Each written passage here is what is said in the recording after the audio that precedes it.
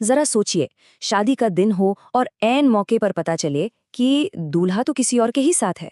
आज हम एक ऐसी दुल्हन की कहानी जानेंगे जिसने धोखे का ऐसा बदला लिया ना कि सुनने वालों के होश उड़ जाएं।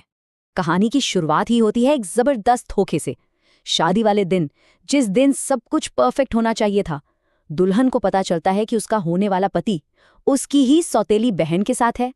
तो कहानी का पहला हिस्सा है धोखा और दूल्हे की अदला बदली। चलिए देखते हैं कि इस धोखे का जवाब कैसे दिया गया।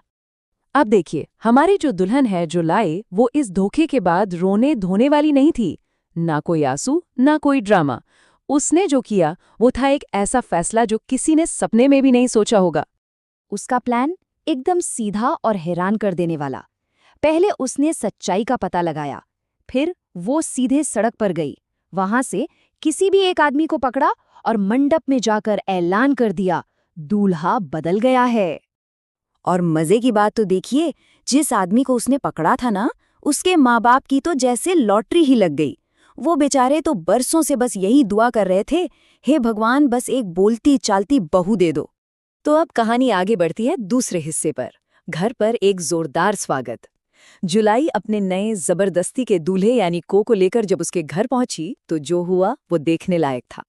यानी बेचारा सोच रहा था कि चलो अब घरवाले उसे इस मुसीबत से बचा लेंगे, लेकिन हुआ इसका एकदम उल्टा। दरवाजा खुलते ही ढोल नगाड़े बजने लगे और उसकी नई दुल्हन का ऐसा शाही स्वागत हुआ कि उसके होश उड़ गए। और इसी घर में जुलाई को एक ऐसा नियम पता चला जो उसे बहुत पसंद आया।